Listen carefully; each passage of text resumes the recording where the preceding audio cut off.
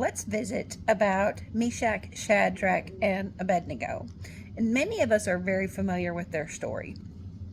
Nebuchadnezzar, the ruler at the time, put up this statue and made a decree that anytime you hear the music and they went through some extensive description, then you have to bow down and worship this image. And of course, those jealous in the courts, because the children of Israel had been given favor and had been promoted to places of leadership, they're like, these Jews, they are not doing what you said.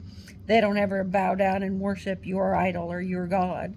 And it made him mad. And he's like, okay, we're going to burn them. And I want us to look a couple of things. First, let's look at, and it's chapter 3, verse 18. Their response.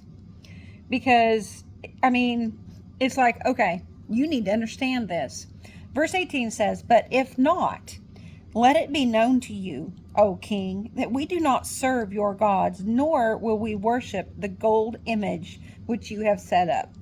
No matter what our God does, we are not going to bow down to yours. And that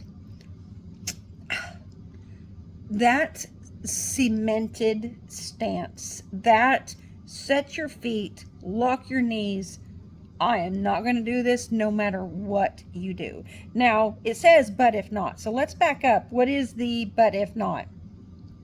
If you start at verse 16, Shadrach, Meshach, and Abednego answered and said to the king, O Nebuchadnezzar, we have no need to answer you in this manner. If that is the case, our God whom we serve is able to deliver us from the burning fiery furnace, and he will deliver us from your hand, O king. Now, and it says, but if not, understand that no matter what, we are not bowing down to serve your God. Whether he delivers us or not is irrelevant. We will not change sides. We're not going to play for your team. We are going to stand right here no matter the consequences.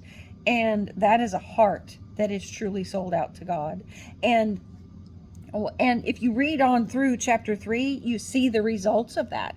Not only were they delivered, but God's glory. God was glorified, and he basically protected the Jewish people in their worship of the Lord as a result of it, because he said the fire had no power.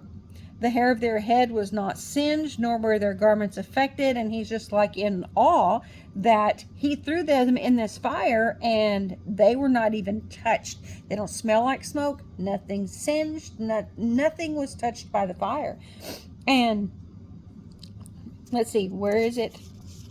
I make a decree, verse 29. Therefore, I make a decree that any people, nation, or language which speaks anything amiss, anybody that talks out against the God of Meshach, Shadrach, and Abednego, and I pulled 2 pieces of paper. My hands are so dry. I'm sorry. It's rude. Will be cut into pieces. Their houses shall be made an ash heap, and because there is no other God who can deliver like this. There is no other God that can deliver like the God of Meshach, Shadrach, and Abednego. You better not talk against them, because I'm not going to have it. He recognized God's sovereignty. He recognized God's authority. That, people, is how you win people to Christ. Not by slapping them in the face and telling them they're doing wrong. Not with condemnation. Not with shame. You speak the truth. You don't tolerate sin, but you don't shame and guilt and all the things. But you are an example. You walk according to the word. You talk according to the word. You live as a child of God should according to the word. And you be an example of his power, of his majesty, of his grace, of his compassion, all of the things. So 2 things happened here. Meshach, Shadrach, and Abednego are like, we don't care what you do to it. He is more than able to deliver us. And even if he doesn't, we are not bowing down. We are that sold out to our God. And then Nebuchadnezzar recognized that, oh my goodness, they absolutely were delivered. He saw a 4th man in the fire, and the fire didn't even touch them. Their God is all powerful, and it set up a protection for the people of Israel. Don't even talk about it. And if you do, I'm going to cut you to pieces. I'm going to burn your house. I'm going to destroy you utterly. You leave them alone. He saw who God was. They were an example. Now, Nebuchadnezzar did not get converted. He did not get saved. But in today's world, that's how you do it.